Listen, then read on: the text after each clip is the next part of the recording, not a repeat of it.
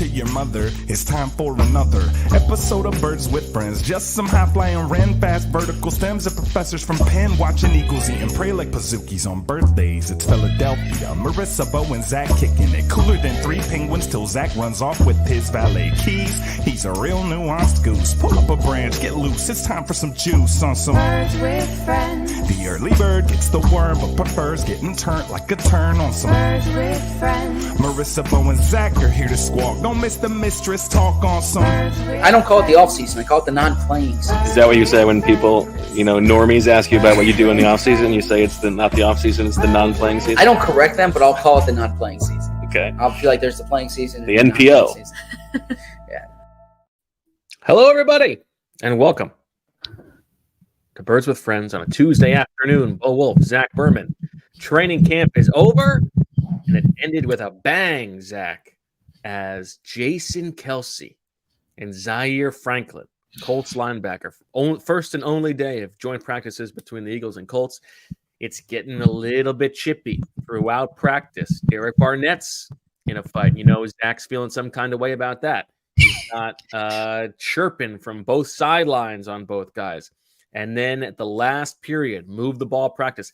Kelsey and Franklin have been jawing back and forth for about 45 minutes. I think potentially Jason Kelsey taking some umbrage with the force with which Zaire Franklin is tackling some players. And the first play of the drill, Zaire Franklin again thumps Kenny Gainwell on a run. He and Kelsey start jawing again. The next play is a dump off to Kenny Gainwell in the open field. Franklin hits him even harder. And here comes Jason Kelsey like a bat out of hell, running as fast as he can. And he just steamrolls the guy. And the sidelines empty. It's a total melee. The practice is called off by Nick Sirianni and Shane Steichen. And for potentially the final act of Jason Kelsey's training camp career is turning Zaire Franklin into roadkill. How did you see it? It was entertaining. It was as you described. It was as you described, because it was right in front of us, right? Sometimes you're at these practices where it's on a farther field. This was right in front of us. You saw it building up to that. Like you mentioned the Derek Barnett play, and that was evident. And you saw kind of it was a physical practice as it was. There was some things in one-on-ones that stood out. And then when Kelsey did it, all hell broke loose. And you heard one of their concussion uncle. You heard one of their defensive linemen scream like 62 is something. B word. What's that? A B word. A B word. Right. We're a family friendly pod here. Yeah. So it was an interesting afternoon. Someone says, how is there no video of this fight? You're not allowed to tape it then. I mean, perhaps someone broke the rules and pulled it up. That would go viral. But there's a period in practice when cell phones go away, and this was one of them. Now, Zach, if this happened in a game, what do you think? What do you think the penalty would be for Jason Kelsey? Well, he'd be ejected. Okay. Suspended? I don't know. I doubt suspended. Ejected though. Okay. Now, this wasn't like an Albert foot stomp. This was more just there were no punches thrown. He ran to him, and as he got there, it was like a full shove. He sort of decleated him. Jason Kelsey is one of the most important players on the Eagles, right? And so him not being on the field would be a big deal.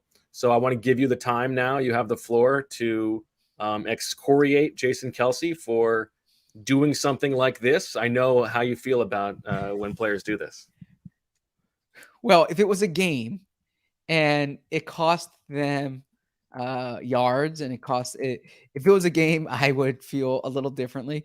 Jason Kelsey himself said afterwards that it was unacceptable. And he felt ashamed. Yeah, he let his emotions get the best of him. So I don't think Jason Kelsey would say that's something that should be done in a game. If I will say this, if the Eagles, if they converted a first down or something like that, and Jason Kelsey did, well, it would be an after the play, so the first down would still count, right? Derek Barnett's thing gives the opponent the first down. But if so you're gonna go so far as to say that Kelsey's is better because no. it's an after-the-play The penalty, example that and I the Eagles gave would was not when be the penalized, example would just be moved down the field. the example What I an gave, amazing take. No, in the past when Barnett did it, he gave the opponent a fresh set of downs. So I was trying to give an apples for apples. Okay, comparison. so it's not about losing control of your emotions. It's just about here. fresh I'll sets of put it this downs. way. That's really the only thing that matters. If Jason Kelsey did that in a game and it cost the Eagles serious yards, it took them out of field goal range. Let's say that they're down 2, 10 seconds left. Okay, Jalen Hurts throws a completion to AJ Brown, similar to how Wentz did to Alshon Jeffrey against the Giants. Remember that in 2017 to set up Jake Elliott's 61-yarder? Yeah. And so the 61-yarder gives them a chance to kick the game-winning field goal. But then Jason Kelsey, in a fit of rage, runs out there and topples the opponent. Penalty flag comes on the field. They're out of field goal range. Yes, I would come on Birds with Friends and I would say, that was an egregious play. If that's the word you wanted me to use, I would say that was an egregious But when has Derek Barnett done the equivalent of that? In terms of a game-changing flag like that? I was setting the scene. I was being dramatic. I was trying to take a page out of the Bo Wolf playbook. Okay, so you don't want Jason Kelsey not playing with that level of emotion. Maybe you don't want Derek Barnett not playing with that level of emotion. As our old friend Chip Kelly once said, you need to control your emotions, not let your emotions control you, which is applicable on and off the field, by the way. Yes. So do you think that this means that you will now lay off Derek Barnett? I don't think I lay on Derek Barnett. I think I call it like I see it. I'm a reporter. For Emily's sake that you don't. Fair enough. I'm a reporter, and when I see something that needs to be said, I'll say it. And okay. But I'm just saying you can't have it both ways. You got if these guys are going to be doing this, you got to come down on both of them, or you got to let them both be. I think that Jason Kelsey's case was an isolated incident. I think that he's never got angry during practice before. No, he has. Usually at a trash can, though. Mm-hmm. Do you think there was any part of it that was Jason Kelsey said like it was not deliberate at all? He wasn't trying to like send a message. It was just pure emotion. But Jason Kelsey's a smart guy. He's been around this league. Do you think a part of it was him trying to like I don't know, galvanize, but show I got Gainwell's back. I got my teammates back. Like, like the symbolism. Do you think the symbolism? No, like, I need. Okay, you just think he was pissed off. I think what adds to the rage and what makes him pop off is the underlying feeling and connection and love for his teammates. And so he's seen Kenny Gainwell get continually picked on by Zaire Franklin. Mm-hmm. He's chirping back and forth. He sees it happen again. And that's when he pops off. I don't think in that split second he's thinking to himself, all right, well, if I do this, then that'll cancel practice. And then I think that everybody's going to be really happy about that. We're going to really come together and be cohesive in our last moment together. When did Jason Kelsey become Kirk Cousins? When you're Kirk Cousins' voice and you're Jason it's his inner monologue. Okay. So I think he's saying, I just told that guy not to do that. I'm going to go run him over. So two comments to this. First off, there was a good podcast last year, Chris Long with Steve Belichick. I remember where I was when I heard this. For those who are watching, Bo is doing the Steve Belichick lip thing, tongue thing. Where Chris Long said before a joint practice with the Bears one time, him and Kyle agreed, like, let's get in a fight so we get kicked out of practice because Belichick has this the Gary Williams move. Yeah. The second thing I was going to say is sometimes Kelsey. Like, you remember week 1 last year, Kelsey had a particular message he wanted to get across and he used his press conference to do it. I don't think that's what today was, but certainly his teammates loved it. I mean, after, his teammates were pumped about that. I don't think that, I mean, I also take him at his word in terms of like the apology. Like he did really seem embarrassed about that. Yeah. I don't think that it was intentional. Yeah, Jalen didn't like it because he said they didn't get to finish practice. Exactly. Yeah. Which is like the most Jalen Hurts thing you could possibly imagine. Yeah, exactly. Now you say that everybody loved it. And I don't know if you noticed this, Zach, because he runs over Zaire Franklin, and then it obviously becomes just a sea of testosterone. All these guys jumping. At one point, Kelsey's on the pile. I'm thinking like, oh my god, I hope like this doesn't lead to him getting hurt. And then he escapes the pile. There's still this whole melee of everybody else, but Kelsey is sort of walking off to the side, trying to calm down. And there's like one other guy over there, and they exchange a little fist bump, and it's like real recognize real. You know who that was? Fletcher Cox, Derek Barnett. Derek Barnett. Oh, okay. It was great. These two guys, and I love the idea of like, Nick's mad about this. We got to control our emotions, but then like later tonight at team meetings, he's gonna like hand over the clicker and the pointer to Derek Barnett so he can review the film of Kelsey's thing in front of the whole team. Like, now, what I really love what he did here is, and really just like get into the weeds of starting a fight. Sirianni was fired up today too. He picked up the penalty flag. We can get to that, but there is one thing from your open, which was really good opening monologue, by the way. You said the last day of training camp. I had the most innocuous question to Jalen Hurts today. I know. And Jalen Hurts, he was like insisting that today was not the last day of training camp. To the point when we walked off, and you weren't even like, it wasn't even like. You weren't like, hey, Jalen, is this the last day of training camp? You're like, hey, Jalen, it's the last day of training camp. What do you think you've learned over? He's like, yeah, exactly. Who says who? He was like, he took umbrage with the fact that I said it's the last day of training camp. And then I was laughing as I was leaving the field. They were literally taking the training camp signs down from outside. And I'm like, you got to go tell your franchise quarterback. He's going to come here. And he's going to be like, wait, where are all the training camp signs? You got to walk through tomorrow, Exactly. Yes. He didn't even answer the question. Yeah. He was like, he wanted to correct. He just cut me off and corrected me. Yeah.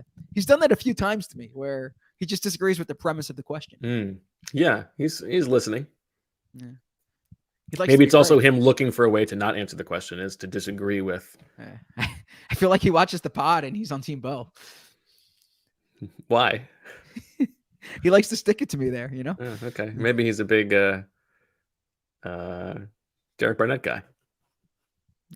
I like Derek Barnett. I've spoken to his mother. I spoke to his position coach at Tennessee. I wrote about Brentwood Academy. I mean, not to the degree you did. You did a really good piece in 2019 on that. But Brentwood Academy. You think you're not allowed to not like anyone whose mother you've talked to? No, there's people. There have to be. Yeah, there aren't that many people that I dislike, but no, there are. Meeting their mother does not make me like them, but it often does humanize them, right? Like it makes them three-dimensional. Let me ask you a question. Mm-hmm. Let's say 30 years down the road, okay? You're covering your last training camp practice as a reporter. And you have a chance to go out on a real football guy note. And in your final act, you can full speed run over anybody you want. Who is it going to be?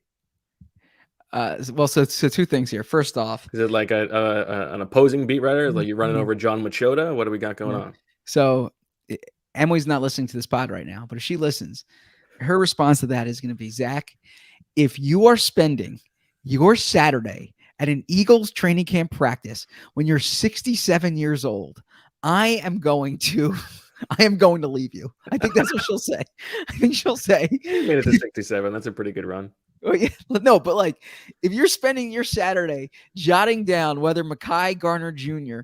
got the defensive pass interference or the interception on that play on a random Saturday when we could be sitting watching our grandkids, or 30 years from now, yeah, Reed's gonna be 30. Yeah, Reed's gonna be 36 then.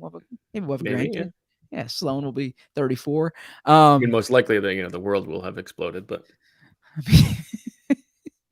Talk about this podcast taking a different turn.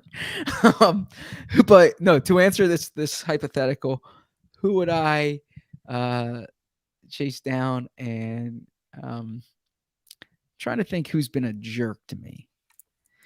I don't know. Everyone's been fine. Only fine though. Yeah. I feel like it might be me. No, I love you, Bo. I'm careful with the word love. I'm sorry. Whoa, we just got a bomb. I'm sorry. I love you too.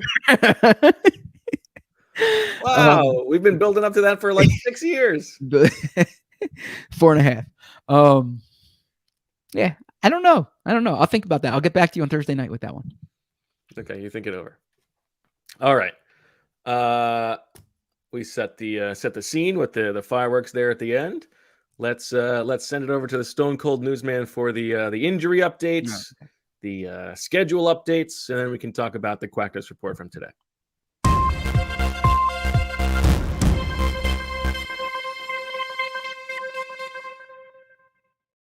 Returning to practice today on a limited basis was wide receiver Quez Watkins. He has a hamstring injury, but he was back on the practice field, as I said, on a limited basis. Britton Covey, Kyron Johnson, Moro Ajomo. It's always wrong in the Moro Ajomo, Hassan Reddick, Nolan Smith, and Greg Ward did not practice. As far as schedule, the Eagles have a walkthrough tomorrow, and they have a game on Thursday night. We don't know about the playing time for the Eagles starters. I'm presuming they're not going to play. But Anthony Richardson is going to start for the Colts, so you can see the number 4 pick in the draft. Back to you in the studio, Bo. Thanks, Zach. Love you too. And very quickly, so you took the defense, I took the offense today for the most part. That we had a period at the end, or 2 periods at the end, where we got to watch both. But give me your first impressions of Anthony Richardson. Big arm, big dude. That's pretty much what the scouting report was. Yeah. Yeah. Big arm, big dude, and really fast. Yeah. I didn't see him run too much today, but he had in 7-on-7s, he was really stretching the field. I think there was one pass to Alec Pierce. I hope if it wasn't Alec Pierce, I apologize. I just profiled. I'm sorry. A little milk check on the wide receivers. Yeah, I'm sorry about that. As I said that, I'm like, unless there's someone else on the roster there. Working with the ones, presumably it must have been. Yeah. Okay. Thank you. But didn't the defense didn't get as much work as I was hoping to today. When I took the defense, it seemed like the offense was on the field every single time, especially when they went on the same field. The defense had like 8 plays. Oh, really? Like there weren't other team periods? Well, there was one team period before that. Okay. Yeah. Maybe it's like them protecting Richardson or something. Or maybe because their starters because he's going to play. Yeah. Maybe that. Yeah.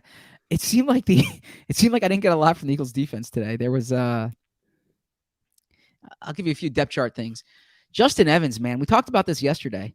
He continues to get work with the ones. And look, Terrell Edmonds mixed in and Sidney Brown mixed in. But Justin Evans is he's in competition here to be a starter. Yeah, I think he might be the week 1 starter. I think that's possible. I think you're starting to see a little bit of a turn towards week 1 in some of the depth chart stuff. Maybe that's overreading things. What other before we get to the action itself, what other depth chart things were interesting? It looked to me like Mario Goodrich was not out there as the second team. Yeah. Someone said he wasn't practicing. Okay. But I did not see that. Zach Josiah Scott instead. Zach Cunningham was with the ones. Mm-hmm. And he continues to be, and I think he's going to start. Okay. Jalen Carter continues to take work with the ones. He's really been coming on. He had a good practice today. What was your vantage point of the Barnett scuffle? Because Jalen Carter played a role in there. Well, I thought Barnett was the one, and so that was on the opposite side of us. I was blocked by the offensive line, and I was on the defensive side, so I couldn't see as they came around. I thought Barnett had this. My interpretation of it is Barnett sacked him, unless it was Carter who sacked him. But then Richardson still threw it, and Barnett just knocked it out of his hand. Knocked the ball out, yeah. Yeah, which you're not supposed to touch the quarterback's arm. And the Colts got into Barnett's face, and Barnett all of a sudden does, and it wasn't just like a normal football fight. He starts doing the square up like he's ready to. Oh, you're right. Yeah, like Tim Anderson the other day. Yeah, exactly. And then Jalen Carter comes in and very much gets involved. Second time we've seen that from him. Guy wants the smoke. Yep. But then it petered off after that. Yep. But yeah, that was my interpretation of that. Who was getting the better of the other, in your estimation? I think the Eagles got more pressure. Jalen Carter was in the backfield a few times there. But as I said, that there weren't that many plays like that the defense had. So yeah, I was frankly hoping for more, unless I did not watch practice as well as you did. How about the twos? Gardner Kevin Minshew. Wallace had a near interception. Okay. So that one there, Kevin Wallace had an interception that was overturned, or that there was a flag on the play. Sirianni did not like it, picked up the flag, like waved it in the official's face. It was kind of joking, but yes, he didn't like it. Then he wanted to talk about it. He didn't like the I had a color. very good angle in this. I thought the flag was fine. I thought it was close. Okay. You know, Kayvon does get there sort of to the spot before the receiver does, but he also muscled the guy and like shoulders the guy out of his path before the ball gets there. I thought it was probably a penalty, but I wouldn't have been, you know, upset if they didn't throw it. Mm-hmm. And Kayvon himself said after practice, I think that, you know, I'm not allowed to touch him first or whatever. So tight play. Mekhi Garner had 2 interceptions that I counted. One was overturned, or one had a flag on the play, and then the other one he kind of like waved in the face of the wide receiver. In one-on-ones or team drills, or one was one-on-ones and one was team drills, I think. Okay. Yeah. Or 7-on-7s. Got Garner coming on. Yeah.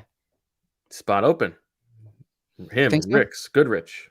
Yeah, I think there's a spot there for a 6th corner. I've seen him referred elsewhere as a safety. He's been a corner.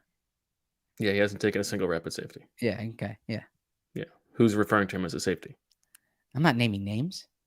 Oh, this is not just like online scuttlebutt. This is people on the beat? Yes. Okay. Our lips are sealed in that case. I read everyone's notes. Yeah. So you're ready to potentially add this person to the list of people you want to run over on your last day? Never. Okay. And 67 years old. Look, I hope to still be working then. I hope not to be covering Eagles training camp then. I'll put that out there. Okay. Yeah. That's big. Yeah. I want to work until like at least 80, 85. Well, you said you wanted to work until the day you die. You're famously on the record for that. I said I don't know what I would do if I wasn't working. But yeah, I don't need to spend. So 30 more years from now would be 42 years of watching training camp practices. And actually, if you include the year I was on the Giants beat, okay, or the 2 years I was on the Giants beat, rather, so that'd be 44 years. 2 years I interned with the Eagles, 46 years. A year that I interned at the Inquirer, 47 years. And then I would have 2 years at the Washington Post when I helped out at the Commanders, the Washington football team. So I'd be at like 49 years of training camp practices. And I gotta say, I that's a lot of training camp practices. I'm willing to go to some, but like, yeah, but imagine how light training camp's going to be by then. That's true. That's true. I don't know if they'll have training camp. It's going to be patty cake. Exactly. I'll say back in the day, yeah, they used to have Reed training camps. Yeah. Yep. So what do you hope to be covering in 35 years? Oh gosh, I don't know. I just hope I keep getting better. Right. Yeah. As long as I'm not complacent. Complacency is, yeah, I don't want to be complacent. Okay. Well said. Mm-hmm. All right. Anything else on the defense? Feels like you don't have a ton of notes here. As you said, not a lot of action. That's not a shot at you. That just that. Yeah. No. Here, let me pull up my actual notes here. So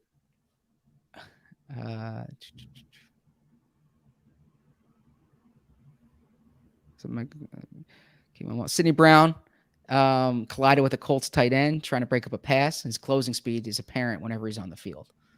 I agree with that. Yeah. I said another active day for Jalen Carter, who has come on during the past 2 weeks. He's in the backfield often and continues to work with the first team defense. Linebacker Zach Cunningham continues to be paired with Nakobe Dean. The Kayvon Wallace play, Justin Evans. Now, is it Justin Evans or is it Evan Justins? It's Justin Evans. Thank you. Okay. Good to go. How about the offense? It was pretty robust. But should we take our break? Oh, do we have a break? We do have a break, yeah. Well, then let's take a break. We'll come back and we'll talk about the offense right here on Birds with Friends. This show is sponsored by BetterHelp. We've all faced crossroads in life when we don't know which path to take. It might be a career change or something in your relationship. Whatever it is, therapy can help you map out your future and trust yourself to find the way forward. Therapy is helpful for learning positive coping skills and how to set boundaries. It empowers you to be the best version of yourself, and it isn't just for those who've experienced major trauma. It can be for anyone. If you're thinking of starting therapy, give BetterHelp a try. It's entirely online, designed to be convenient, flexible, and suited to your schedule. Just fill out a brief questionnaire to get matched with a licensed therapist and switch therapists anytime for no additional charge. Let therapy be your map with BetterHelp. Visit BetterHelp.com/BWF today to get 10% off your first order. That's BetterHelp.com/BWF. Bo and Zach back on Birds with Friends. I would say my macro takeaways from the Eagles offense against the Colts defense, that Colts front seven is pretty good. And I thought that the Eagles, when they were throwing the ball, had a lot of success today. A.J. Brown and Devontae Smith, to me, looked like the two best players in the field today. But when the Eagles tried to run the ball, the Colts did a very good job. I think there were only two runs that really popped at all. One was a Kenny Gainwell touchdown run from like 15, 20 yards out. And then one was with the twos, Rashad Penny following big old Fred Johnson down the field. And the sideline was very excited about Fred Johnson out in the open field blocking people. But for the most part, you saw like the rotation of all four guys at running back, and they tried to run against the Colts front, and they had not a lot of success. Obviously, we remember from last season that Colts defense probably had the best performance of any opponent against the Eagles in the entire season, especially with Jalen Hurts. So that was going to be an interesting matchup. But on the outside, in one-on-ones, A.J. Brown caught, back-to-back long touchdowns against Kenny Moore. The second one was kind of funny. It was coming right at me, and Kenny Moore's like, man, good stuff, man. It's like he's just shaking his head. There's nothing he could do. As A.J. Brown then hands the football to a little girl who was crying. I think it was his daughter. Was it his daughter? Yeah, I think I saw someone say that he gave the ball to his daughter. I thought that it might have been his daughter, but I wasn't 100% sure about that. Do you know his daughter's name?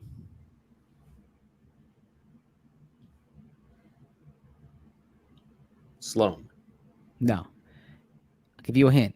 If you walk outside your house and you walk straight, if you turn left, let's say, and walk straight, okay, you will hit the river, right?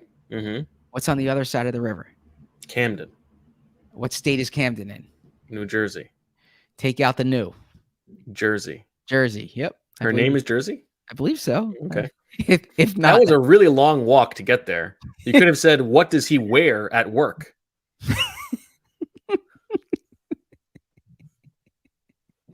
Okay. Fair enough, Bo. I didn't have that planned, by the way. That was this is funny.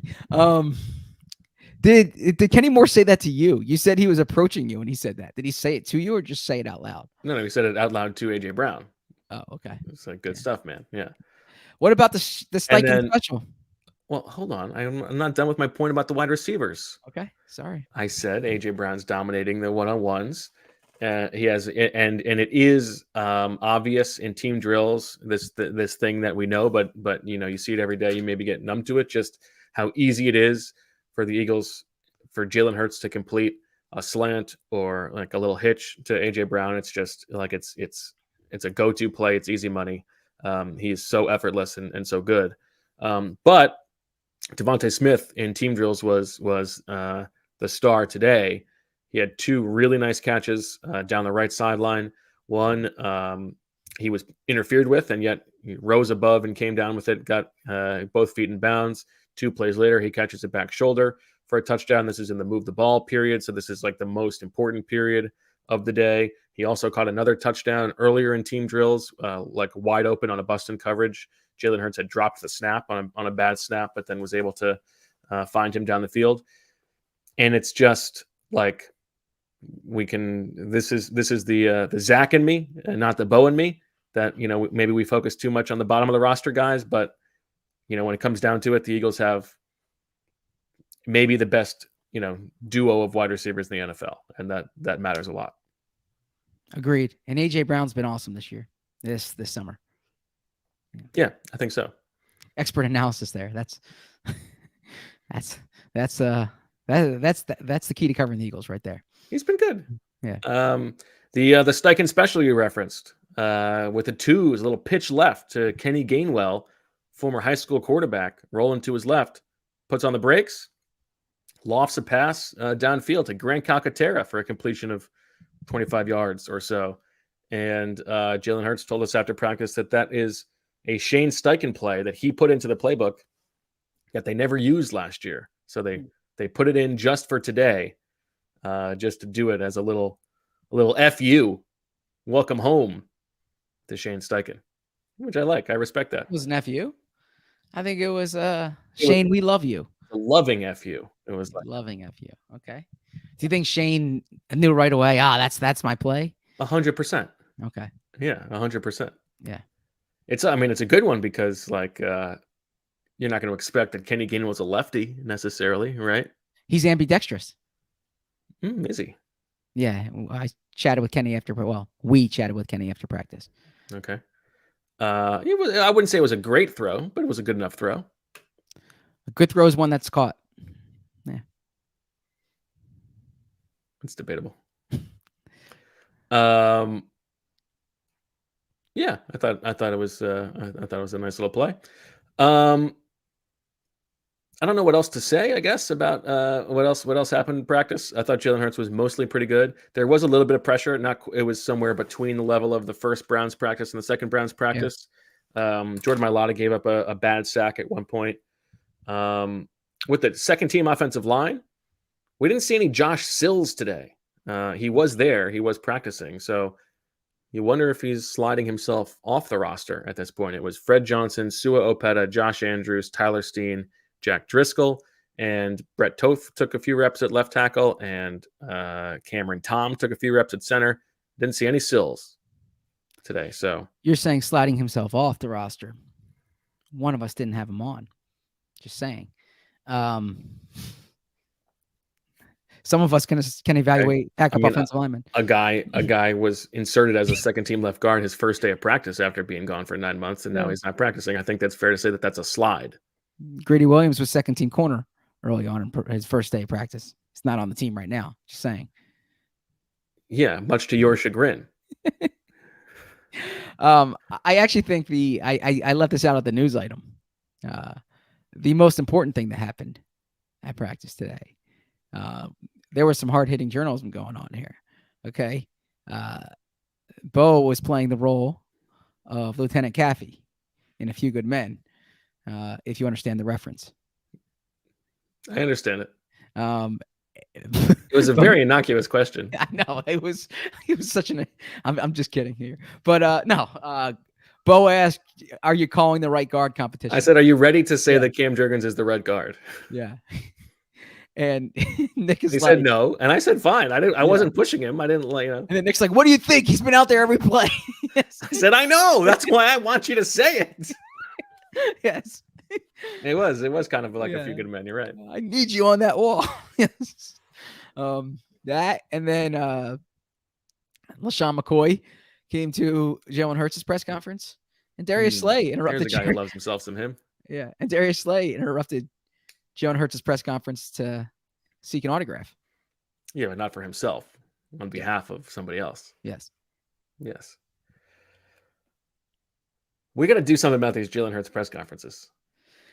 Well, they're going to be inside now, fortunately, so we'll be able to hear. But that's true.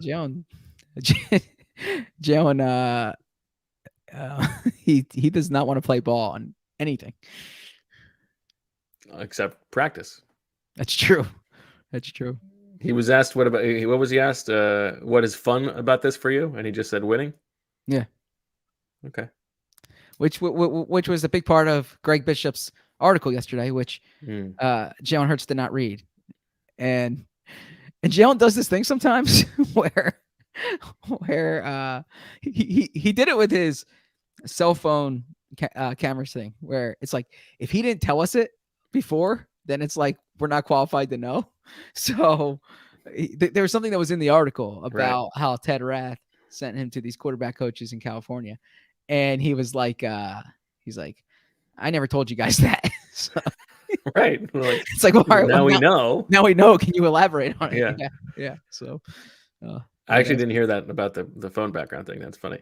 Oh, you did? Oh, so this was a few weeks ago. Well, I know but yeah, I didn't hear his comment. Yeah, he said, I care not to share because if it was up to me, you wouldn't know. Or I care not to comment because if it was up to me, you wouldn't know about it. Okay, that's a better answer than the other one. Yeah. Yeah. Okay. Unfortunately, you don't have that power. It's One the can beauty wish. of the show. One can wish. Yes. I'm trying to think if there are anything else from practice today. Devin Allen did a few nice things, but that was really the first time I've seen that all summer. Grant Calcaterra has flashed of late. I think he's got that spot locked up. That's about it. DeAndre Swift had a nice screen gain with the twos, but he also dropped a pass. If you're only talking about reps with the ones and you're making that your thing, Zach, DeAndre Swift would not be the lead running back right now. Kenny Gainwell gets more reps. That's correct. Yes, that's correct. Okay. So you think that is a mirage? I don't think it's a mirage. I think it's gonna. I mean, there's 2,100 words on The Athletic right now that our audience can read about the running back situation. Appreciate what a tease. What a tee up. Appreciate that setup. Oh, good teammates right there. I think Kenny Gainwell is going to be used in. I think he's going to be the first. I think he's going to start Gainwell. Okay, and I think hurry up 2 minute. But I think Swift at the end of the game will play the most. And at the end of the season, we'll play the most, but we'll see. Okay, go read that story on The Athletic, please. You know how I let it? Did you get a chance to read it? I started to read it and then I did not finish yet. Gotcha. Okay. So I did see how you let it. Yeah. With last year, they were definitive that Miles Sanders was the guy. Mm-hmm. This year, it's just slashes all over the place. Trey Sermon's on the same footing as Gainwell and Swift, except Sermon. Well, I guess Sermon's injured, so but. Yeah. Yeah, he's not really on that level anymore. Zach, I've been like home alone, and you've been home alone for the past couple of days, right? Yeah, well, I gotta say this. So during this pod, my family came home, and I can't wait to see them. So I'm so excited to see Emily and my kids. They haven't been out as long as you have, but they've been out since Sunday morning. So. Okay. Eager to see them. 2 full days, 2.5 days. Okay. Yes. Yeah. Yeah. I don't know what I don't know what to do with myself. I've been home alone since Saturday. I got like another week and a half of this. I know what to do like 2 days. Okay. Like I can get some movies in, or I can watch a show, eat something stupid. Now it's like I've exhausted that. I feel what am I doing here? Want to see the kids. Yeah. Maybe you can sneak up to. Well, we can talk. Probably not. I don't think we're going to have that break in the schedule, unfortunately. We'll see. Unless we're talking about something different. No, I was going to say. I want to do a test between you and me here. Okay. Let's do it. You're home alone for X amount of days. Yes. If you go into your room right now, is the bed made? No. Really? Okay. Yeah, definitely not. That's where you and I are different. Yeah. Yeah, but I could have predicted that answer for both of us. Yeah. Of course, when I'm home alone, I'm not making the bed for myself. What are you, nuts? Do you is Rachel's side of the bed still tucked in? Well, no, because it wasn't made when Rachel left. It was already untucked. Oh, okay. Okay, gotcha. Okay. Yeah. No chance. Okay. I would say that that making our bed is not a thing that we are great at. Like every day, we're not just making the bed every day. I would say. I mean, we clean sheets. We're cleaning the sheets. Sure. Put the comforter back on, but could be. There's Go ahead. Here's a speech from Admiral William McRaven. I believe it was at Texas Austin, a commencement address, where he said the most important thing you do every day is make your bed. Yeah, that's dumb. Well, it gives you a sense of pride. Like you did this, mission accomplished, and now you're going to do more stuff. I'll tell you what, I will do that for you tomorrow morning, and I will tell you that it will be the least important thing I did all day long. Okay. Okay. Who cares? You know what's interesting? When I am home alone with the kids, like if Rachel's away for a work trip or something, oftentimes I will sleep on her side of the bed. Really? Now I think the reason I do that is because it's a little bit closer. It's easier to get up and get, like, if Jane's up in the middle of the night, I don't have to walk around. I can go straight through. But when I'm home alone, I sleep on my side of the bed. I don't know what the psychology behind that is. Yeah. I sleep on my side of the bed, and I'm like scared to go to that side. Like, You'll get barked at if she notices anything afoot. So that, her side's pristinely made right now. Yeah. Okay. Interesting. What have you been doing with yourself? I was writing an article yesterday. Yeah. I'm writing a book still. Flex. I wish I wasn't making that flex because I didn't. A training camp's been time consuming. And yeah, I've been doing stuff like that. Okay. No time for yourself. No Zach time. No Zach. I went out last night at 7:15 for pizza and had a slice of pizza, and that was that was it. Where'd you go? I went to Jules Thin Crust last night. Okay. It's good. Is it good? It's solid. Yeah. It was quick and easy. It was one of those things where I was on the phone with someone. I got in the car and I was driving and passed it. I'm like, all right, yeah, I'll go in there. I didn't have a plan for where I was going to eat. I was just going to like the central business district. Okay. But you did get in the car with the express purpose of going to dinner. Yes, exactly. Okay. Exactly. Yes. I had a nice dinner all by myself last night at Kalaya. I should have gone with you. You should have. Yeah. Nice 5:15 reservation. That's great. I would have met you. Yeah. You should have. It could have been our Asian weekend. Yeah. That sounds weird. I mean, that sounds out there, but because we had the other day, and people remember, we went for Southeast Asian cuisine. Yes, that's right. Yeah, a good meal. And you know what's funny? That's like the last time I was there is when I saw you. You were there with Lee. Yeah, but there's a new one now. Yeah. Yes, I know. I was there. Yes, I'm the one who went last night. So it's not this. Did you get the dessert with the shaved ice? I did not get the dessert with the shaved ice. The shaved ice. I mean, awesome. it's a different experience when you're eating alone. There's less sharing. You've got to eat it all yourself. It's good. Then I went to bed early and woke up at I went to bed at like 8:30, which is as atypical a thing as I could possibly do. And every time I ever try to go to bed early, what happens is I sleep for like an hour and a half and wake up and then have a hard time falling back asleep. That's what happened. I had a dream that I was invited to play golf with Alex Berman. Yeah, I got to tell Alex that you're dreaming about him. Yeah, nice. That's awesome. It's awesome. I went out to dinner with my grandparents on Sunday night. And yeah, that was I did that Sunday, then last night pizza, and then once we get off this pod, I still have a few more notes to put in our thing, but okay. I will run down to see my kids. Excited to see them. I will mostly let you go soon. We did promise the director's cut any questions about the Patullo golf story. I don't know. Yes. We should have gotten to that earlier. Okay. Great story. Check it out. Actually, it was a celebrity sighting at practice because she was there today at practice. Yeah, it was great. Great to see them.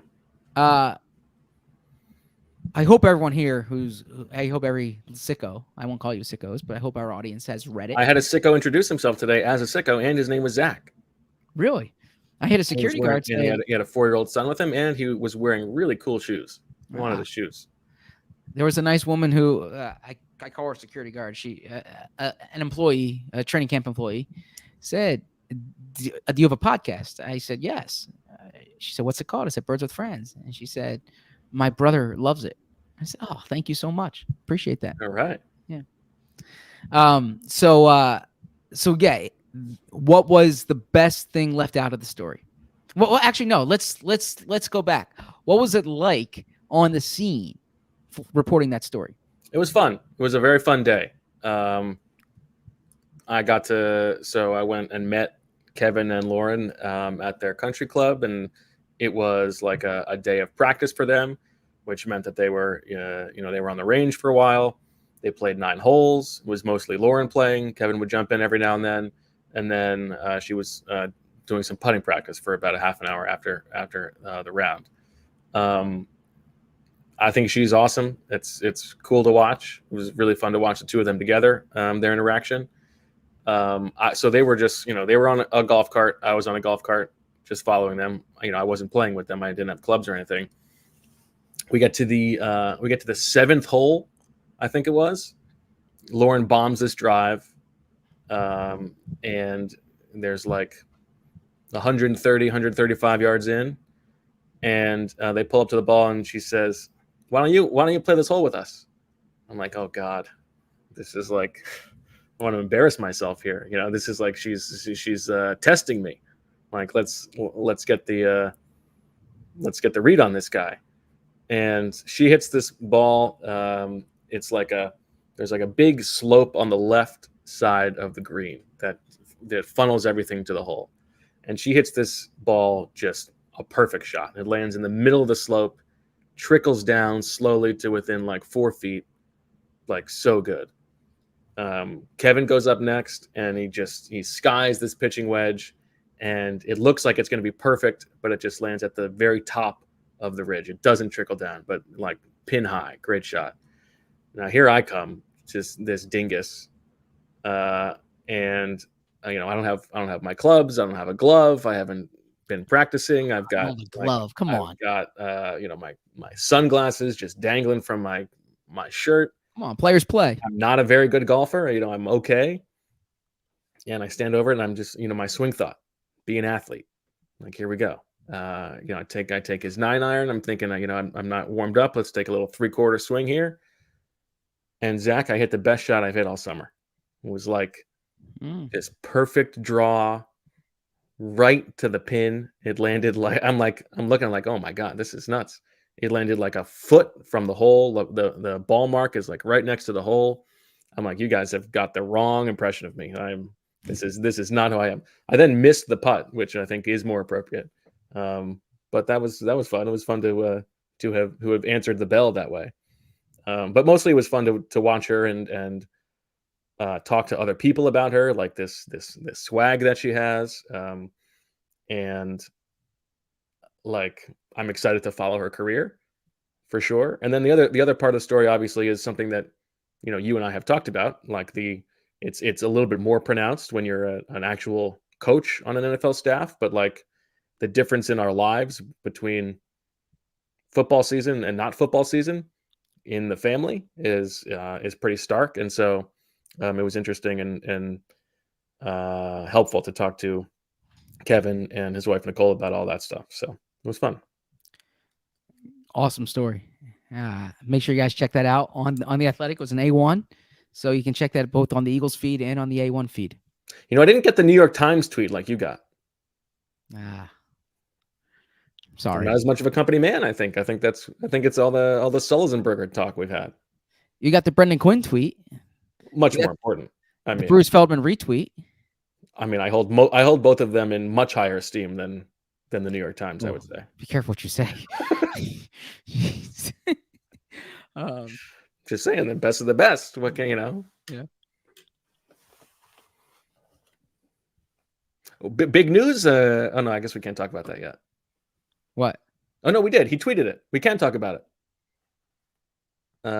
Being athletic news, New York Times athletic news. Tyler Kepner. Yes. Yeah.